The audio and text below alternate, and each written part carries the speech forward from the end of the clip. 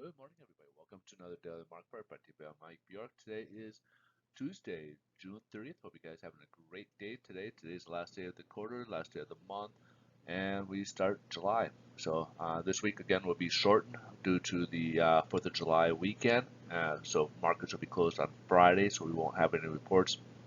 On Thursday, they will be closing early, like 11 o'clock Pacific Standard Time. We'll still have the report, but a lot of data will be driven in such a short date on Thursday, so be prepared for some volatility that day, especially heading into a long weekend.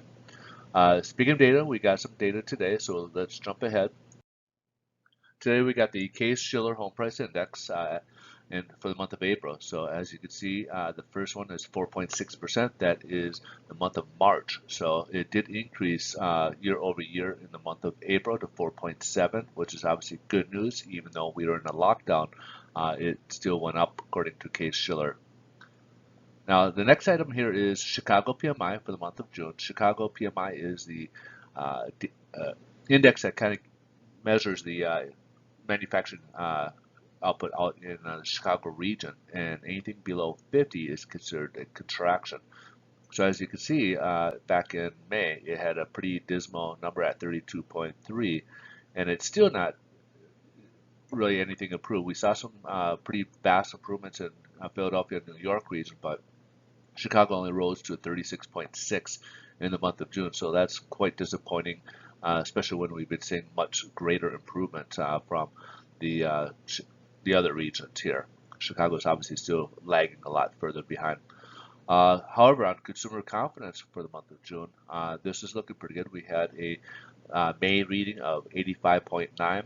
Forecast was calling for 90.8, so just a little bit of increase. It jumped up almost to 100 to 98.1, so much greater feeling and sentiment heading at the end of June here for consumer confidence. So people are feeling much better now that we're getting back, the economy is getting back out there and people are getting out there. Well, it'll be interesting to see July, see how that numbers look as we've been kind of seeing some numbers tick upwards, and some states might be more resistant to reopening or pull back a little bit. So we'll have to kind of wait and see what this data will look like in July. So let's jump ahead here, take a look, see what the headline news is today. Stocks are up, which is good news for everybody here. It's kind of shaking that up a little bit. We do have a testimony going on between the Financial Committee and the House of Representatives from Chairman Fed Chair Powell, and Treasury Newton testified before them. Powell kind of indicated that they were a little surprised that the economies opened up quicker than they expected, but also used the word of caution of that the virus is coming back type of thing. So this is stuff I think we already that's been on investors' minds anyways. But again, he just kind of reiterated what they're already thinking.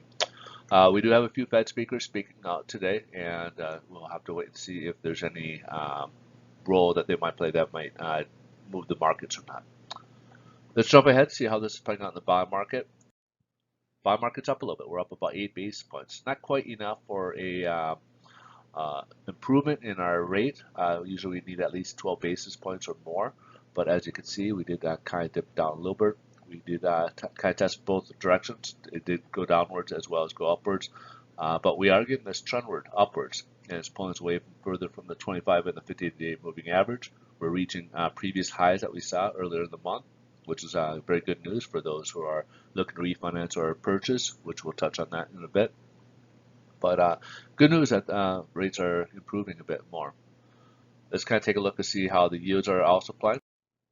Yields are also, as you can see, starting to get this nice downward pressure as well, and going further away from its 50-day moving average, 25-day moving average.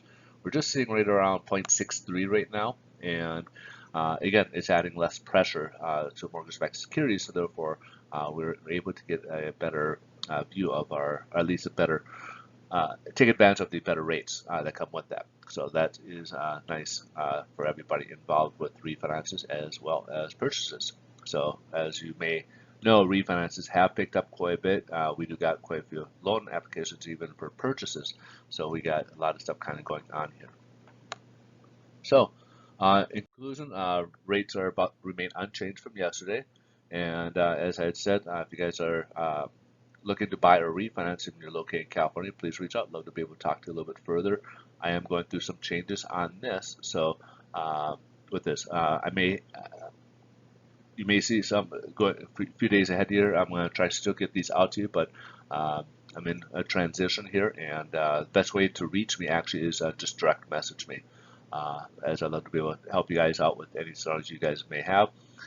Just unfortunately, we're going to go through a transition here, and I may have to change modes of having to create these videos for you guys. So anyways, just want to get back to you guys, and I hope you guys have a great rest of the day, and we'll see you in tomorrow's video. Bye-bye.